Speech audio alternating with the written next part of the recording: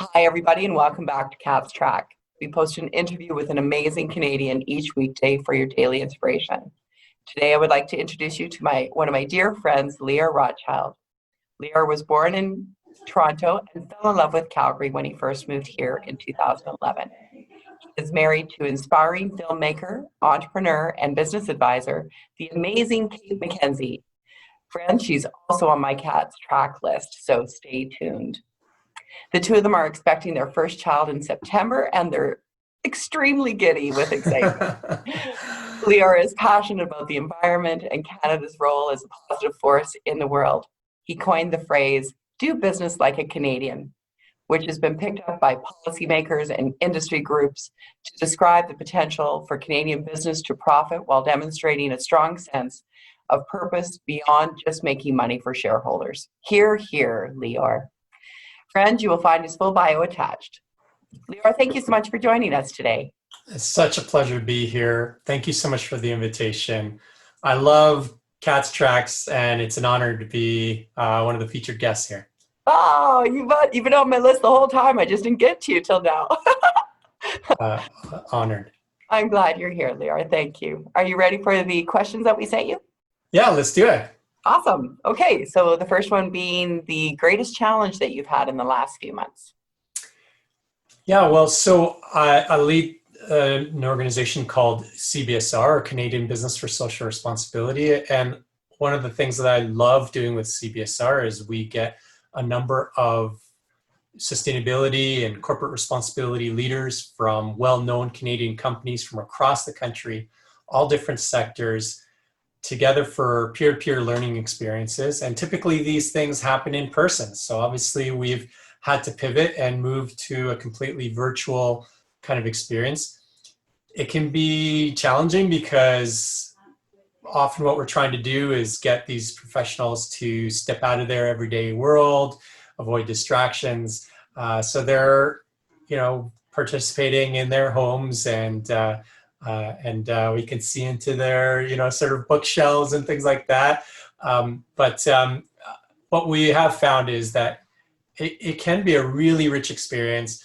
We have, I think, successfully pivoted to a completely sort of virtual kind of experience that we're leading, and yeah, we've made it work. We have no choice, right? It's the world we live in now. Yeah, it's no choice, but you're right. I mean, at the beginning of that would have been very difficult. I've been at some of those meetings that you were chairing, and I can't imagine. It must have been very difficult at the beginning. I'm glad you've pivoted well. Thank you. Yeah, we had to learn on the fly, and I think just like what you're doing with Cat's Tracks here, we tried some things out. We sort of kept what worked. We got rid of what didn't, and we learned as we went. Humans are so adaptable. Yeah, right. I agree with you, and I really am optimistic about what we're all experiencing here as a completely shared experience through this pandemic. And obviously this is very difficult for some, for many. But I do think we're going to emerge from this more resilient. We'll have new skills that perhaps we didn't have going in. And I think having a more connected, sort of online, Zoom-oriented kind of world like we have here isn't all negative. Yeah, I agree. There's certainly been positives. Mm-hmm. And the three things that you would like to share with the audience today? Well, so you mentioned about the "do business like a Canadian" phrase that I coined last year. It was part of a national campaign that we rolled out that reached 1 million people all across the country. You participated in a component of that, so thank you for that, Catherine. My pleasure.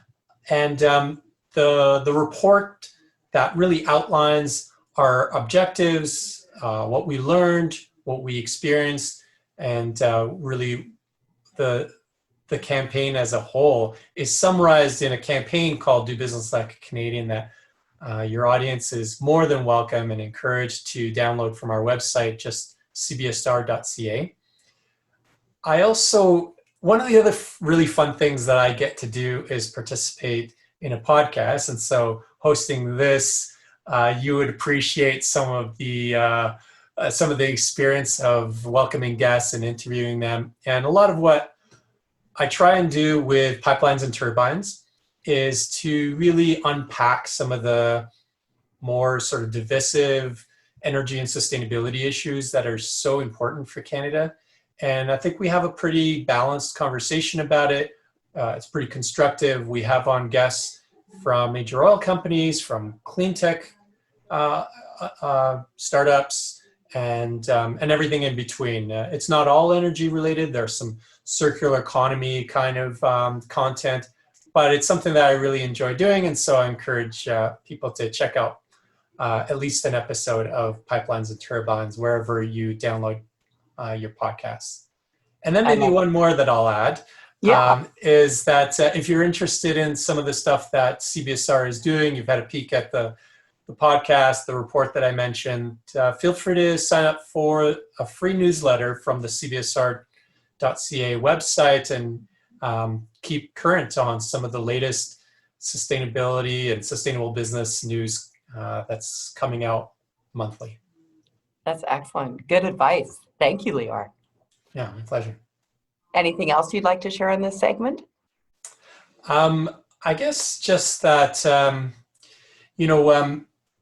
when we think about some of the, the positive things that are coming out of this crisis that we're all facing together, one of the things that, early on, I thought, I wonder what good can come from this. There's that whole sort of, I first heard it from Mr. Rogers. I don't know if it was quoted from someone else, but, he has a thing where he's like, in any emergency, look for the people who are rushing to the emergency, the ones who are the first responders. They're the heroes. And so I sort of had this question of like, who are the heroes in this particular crisis? And that led our organization, CBSR, to really map out from coast to coast who are the Canadian companies who are making a positive difference during this pandemic. And I know that many of us have kind of settled into somewhat of a normal routine in some ways, but certainly when all this was just such a massive impact and so many people were suffering and losing jobs and frontline workers, emerging as the heroes in all this. I'm really happy that we have, what is, I think, become the foremost collection of first responses by Canadian businesses. And so we call it the Canadian Business Responders List. Also, you can download that from the CBSR website under our work. And it's literally 500 case studies of Canadian companies, small and large companies from Atlantic Canada to the prairies and many other locations that show how companies are making a difference, are stepping up, going beyond this idea of we're just in the business of making money for our shareholders. No, in an emergency, the priorities get pretty clear. We have to take care of our people, we have to take care of our communities, and this is a moment where business can be a force for good. And so I was happy we were able to shine a light on that. I love it. And I didn't know about that last piece. So thank you for sharing that. I'm going to get on the website again today. Yeah, good. Thanks, Leor. Any good news or legacy? I know you've shared a little bit about that. Is there anything else that you'd like to add?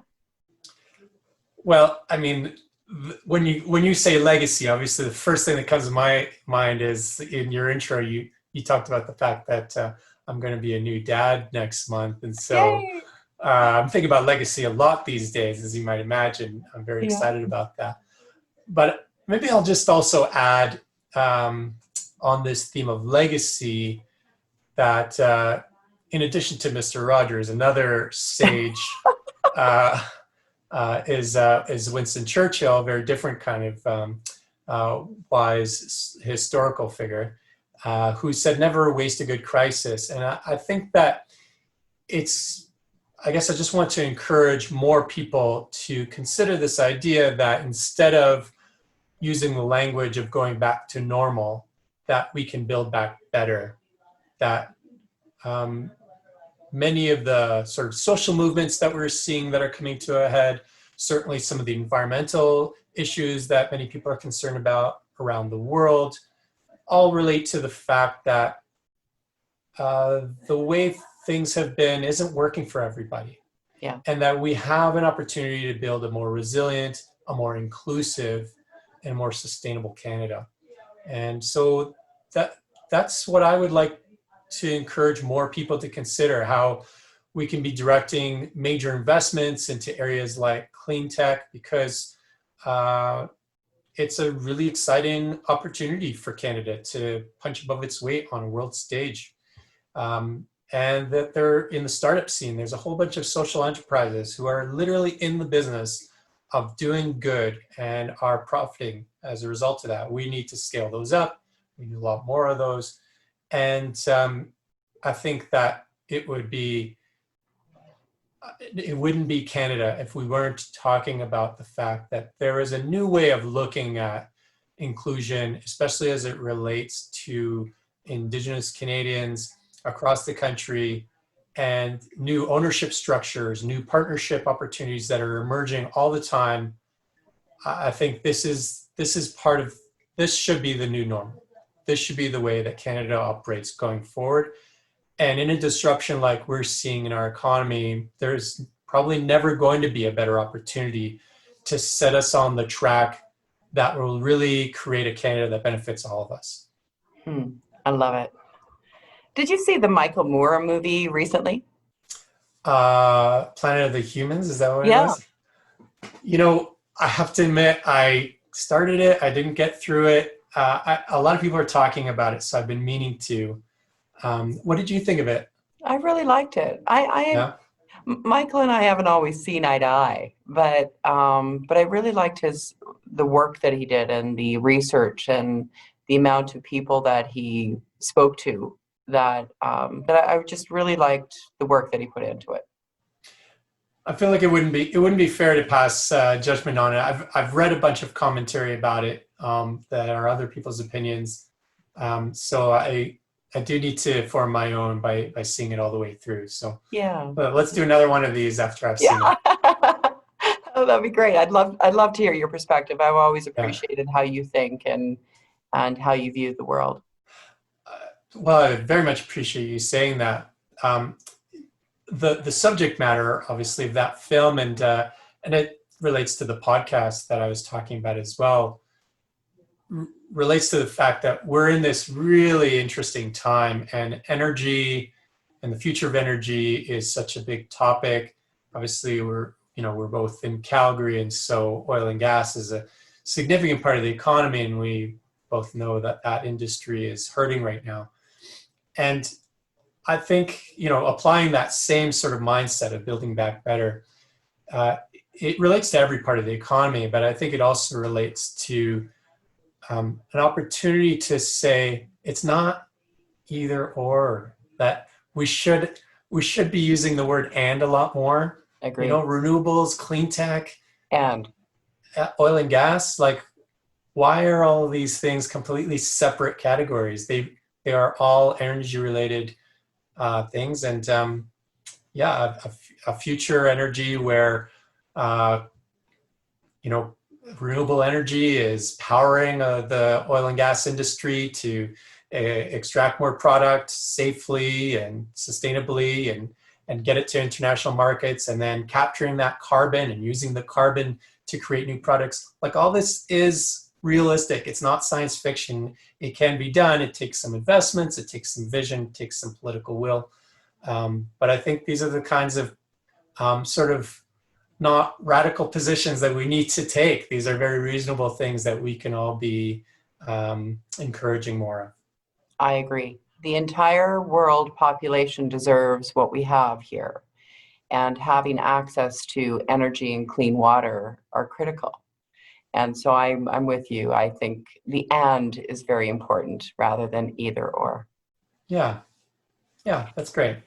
Thank you so much for joining us today, Leor. I know you're extremely Pleasure. busy. I've always thought the world of you and Kate, and I look forward to reaching out to her and getting her on before the due date. So it's lovely to have the baby in the room too, but might be a little distracting.